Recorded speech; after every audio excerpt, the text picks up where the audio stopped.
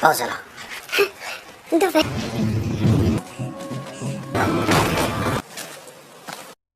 Welcome dear ऑकर्ड्स, आज हम लेकर आए हैं 2011 में रिलीज हुई जर्मन थ्रिलर मूवी जिसका नाम है हेल। मूवी की शुरुआत साल 2075 में होती है, जब पृथ्वी का तापमान 10 डिग्री बढ़ गया है।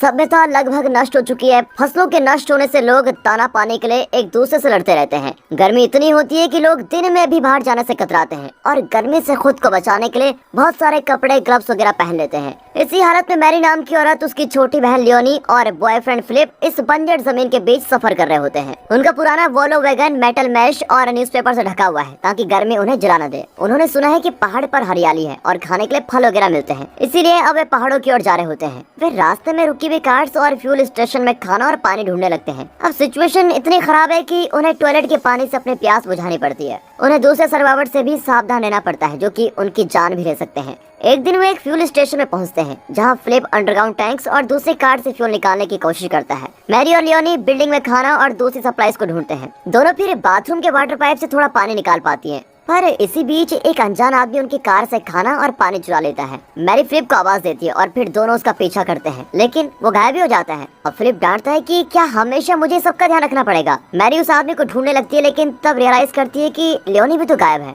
वो घबराकर लियोनी को पुकारती है और फ्यूल स्टेशन के अंदर उसको ढूंढती है। जैसे ही वो मुड़ती है तो उस आदमी ने लियोनी को पकड़ कर रखा होता है। वो आदमी अपना नाम टॉम बताता है और कहता है कि चुपचाप अपना वेपन नीचे डाल दो। मैरी वैसा ही करती है, लेकिन इतने में फिलिप आकर उससे लड़ने लगता है। कुछ देर की लड़ाई के बाद आखिरकार फिलिप उस आदमी को हरा देता है और दोनों के बीच एक एग्रीमेंट हो जाता है। टॉम बताता है कि वो एक मैकेनिक है और उसके पास काफी मात्रा में फ्यूल भी है। वो फिलिप को वार्न करता है कि वोल्वो का इंजन हाई टेम्परेचर के लिए नहीं बना है, इसलिए इस पे बहुत दूर जाना खतरनाक होगा। वो इंजन को हाई टेम्परेचर में चलाने के काबिल बना सकता है, लेकिन बदले में वो खाना और पानी मांगता है। कुछ देर सोचकर फिलिप को मारना ही पड़ता है। फिलिप उसको अपने साथ ले जाना चाहता है ताकि अगर इंजन में कोई प्रॉब्लम आए तो वो उसको ठीक कर पाए, लेकिन मैरी और लियोनी एक अजनबी के साथ अब सफर नहीं करना चाहती। फिलिप उन्हें कन्विंस करता है कि एक से भले दो होते हैं, तुम दोनों फिक्र मत करो। अब सुनसान रास्तों से होकर वे आखिर पहाड़ों को देख ही लेते हैं। रास्ते में एक बड़ा मेटल स्ट्रक्चर उनका रास्ता ब्लॉक कर रहा होता है। दोनों आदमी उसको हटाने की कोशिश करते हैं, लेकिन वो हिलने का नाम ही नहीं लेता। फिर कार की मदद से वे उसको हटाकर आगे निकलते हैं। इससे उन्हें एक पल की खुशी मिलती है और वे उसको सेलिब्रेट करने लगते हैं। तभी पहाड़ के निचले हिस्से में कुछ दूर पर एक टूटी हुई कार दिखती है। वे जाकर देखते हैं तो पता चलता है कि ये एक फ्रेंच कपल की कार है।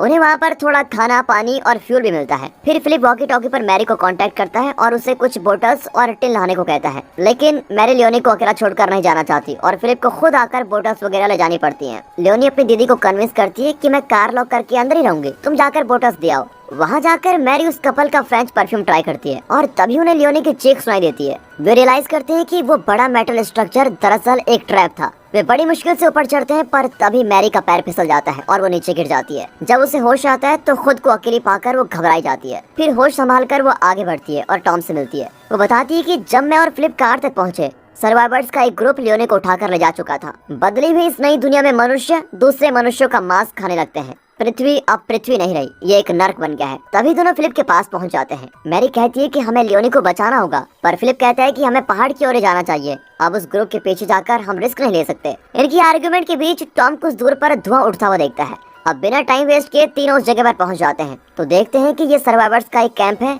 जहां लियोनी और दूसरे हॉस्टेजेस को बांध कर रखा गया है। टॉम कहता है कि हम एक पेट्रोल बॉम्ब फेंककर उन्हें डाइवर्ट करेंगे, फिर मैरी हमारी कार को वापस चुरा लाएगी। इसी बीच मैं और फिलिप लियोनी को छुड़ा लाएंगे। मैरी तुरंत जाकर चुपके से इंजन स्टार्ट करने की कोशिश करती है। तभी एक सर्वाइवर को शक होता है कि कुछ तो गड़बड़ है। वो चेक करने आता है और तब अचानक टॉम उस पर पेट्रोल बॉम्ब फेंक देता है। इससे बाकी सर्वाइवर्स भी डर जाते हैं। अब मौका पाकर मैरी कार स्टार्ट करती है और अपने साथियों का इंतजार करती है, पर फिलिप अलग ही प्लान बना रहा होता है, क्योंकि वो लियोनी के खातिर अपनी लाइफ को खतरे में नहीं डालना चाहता। वो टॉम को छोड़कर खुद कार में चढ़ जाता है और मैरी को ड्राइव करने पर मजबूर करता है। मैरी भी ड्राइव करती है और टॉम और लियोनी के बारे में पूछती रहती है। फिलिप झूठ बोलता है कि मैंने लियोनी की चैनी खोलने की कोशिश की थी, पर सफल नहीं हो पाया, इसलिए मुझे उसके बिना ही लौटना पड़ा। सर्वाइवर्स के अटैक से उसके पैर पर चोट आई होती है। वो कहता है तुम अपनी बहन को भूल जाओ, पर मैरी तो लियोनी को बचाने के लिए कुछ भी करने को तैयार होती है। जब दोनों एक जगह पर पहुंचते हैं तो मैरी को पता चलता है कि फिलिप ने लियोनी को बचाने की कोशिश भी नहीं की थी, इसीलिए वो अकेले अपनी बहन को छुड़ाने निकल जाती है। फिर ढूंढते ढूंढते एक टनल में उसको लियोनी का बैग मिलता है, यानी उन लोगों ने लियोनी को यहीं पास में कहीं पर रखा हुआ है।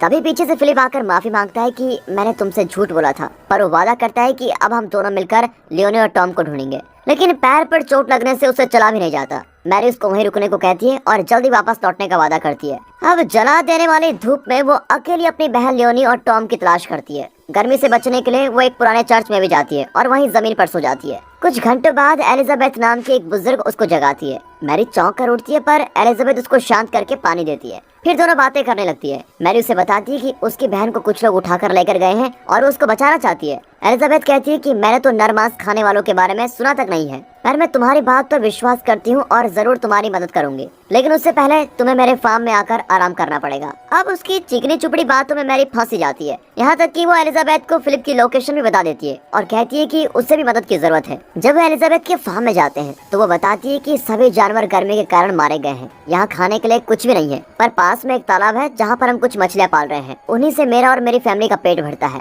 एलिजाबेथ बहुत ही फ्रेंडली तरीके से बात करती है और मैरी को एक कमरा दिखाकर कहती है कि आज रात तुम यहाँ पर रुक सकती हो। मैरी थकी भी होती है और तुरंत सो भी जाती है। जागने पर पता चलता है कि उसे कमरे में लॉक किया गया है। वो एक छेद से देखती है तो एक लड़का सोर्ड फाइट कर रहा होता है और वहाँ लोगों को बंदी बनाकर रखा हुआ है। फिलिप को भी पकड़कर वे लेके आ जाते हैं। अब मैरी रियलाइज करती है कि एलिजाबेथ और उसकी फैमिली राह चलते हुए लोगों के लिए जाल बिछाकर उनको यहाँ पर लेकर आ रहे हैं। एलिजाबेथ कमरे में आकर कहती है फिलिप के मांस के लिए हम उसको मार डालेंगे, लेकिन तुम्हें और तुम्हारी बहन लियोनी की खूबसूरती के कारण तुम्हें नहीं मारेंगे, पर तुम दोनों को मेरे बेटों से शादी करनी पड़ेगी। मैरी उससे लड़ती है लेकिन सफल नहीं हो पाती। फिर एलिजाबेथ उसको एक ब्लू ड्रेस देती है और उसको डिनर टेबल पर आने को कहती है। वो वार्न करके चली जाती है कि अगर बचने की कोशिश करी तो मारी जाओगी। उसके जाने के बाद अचानक दरवाजा खुलता है और लियोनी अंदर आती है। दोनों बहनें गले मिलती हैं और रोने भी लग जाती है। मैरी प्रॉमिस करती है कि हम कुछ भी करके यहाँ से बच निकलेंगे, तुम टेंशन मत लो। दोनों अपने कपड़े को बांधकर एक रस्सी बनाती है। तभी कोई दरवाजे पर आता है और मैरी लियोनी से कहती है कि तुम सोने की एक्टिंग करो।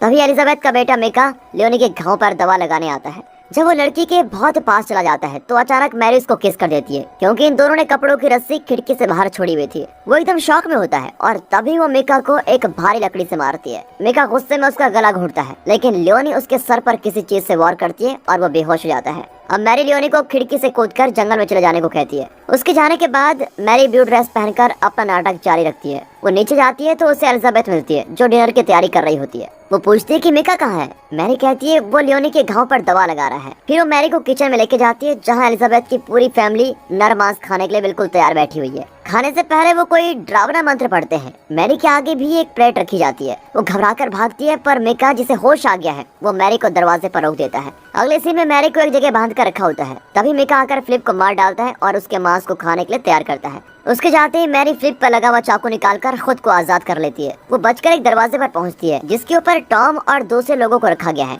सभी तुरंत वहां से बचकर भागते हैं पर एलिजाबेथ की फैमिली उनके पीछे लगी रहती है। फिर टॉम एलिजाबेथ की फैमिली से लड़ता है और मैरी को बचा लेता है। इतने में मैरी जंगल के अंदर भाग जाती है और अपनी बहन को ढूंढती है। आखिरकार वो लियोनी को देख लेती है पर एलिजाबेथ और उसके बेटों ने उसको बंदी बनाकर रखा होता है। एलिजाबेथ मैरी से कहती है मुझे तुमसे ये उम्मीद नहीं थी। अब हम लियोनी को अपने साथ लेके जाएंगे ताकि ये मेरे बेटे से शादी कर ले और बच्चे पैदा करे। मैरी सब्र करती है और जैसे ही एलिजाबेथ बहुत पास आ जाती है वो उसको छुरी मार देती है। फिर एलिजाबेथ का बेटा माँ की मौत का मातम मना रहा होता है। इस मौके का फायदा उठाकर मैरी लियोनी को छुड़ाती है और दोनों बहनें बच निकलती हैं। फिर वे टॉम के साथ मिलकर पहाड़ पर पहुंच जाती हैं। यहाँ बहता पानी और ठंडा पानी पीकर वो एकदम खुश हो जाते हैं। इतना ही नहीं, उन्हें आसमान में पंछी उड़ते हुए भी दिखाई देते हैं। जब वे पहाड़ों की श्रृंखला को देखते हैं तो उन्हें उम्मीद आ जाती है कि वहाँ एक बेहतर जिंदगी होगी और हम एक बेहतर जिंदगी जी पाएंगे। पर नीचे घाटी में उनको लंबी चौड़ी बंजर जमीन के अलावा कुछ भी नहीं दिखता। और दोस्तों इसी के साथ ये मूवी यहाँ पर खत्म होती है। दोस्तों जाने से पहले एक ऐसी मूवी सजेस्ट करना चाहता हूँ जिसमें एक प्रेग्नेंट औरत, उसका पति बर्फ के तूफान में गाड़ी के बीच फंस जाते हैं और फिर कैसे वो उस बर्फीले पहाड़ के अंदर से बाहर निकलती है और कैसे उस सिचुएशन में उसकी डिलीवरी भी हो जाती है। ये देखने के लिए देखिए ये मूवी सेंटीग्रेड। दोस्तों अगर वीडियो अच्छी लगी हो, मूवी अच्छी लगी हो, एक्सप्लेनेशन अच्छा लगा हो तो वीडियो को लाइक कीजिएगा, चैनल को सब्सक्राइब कर दें। बाकी मिलते हैं अगली वीडियो में, तब तक के लिए गुड बाय, अपना ख्याल।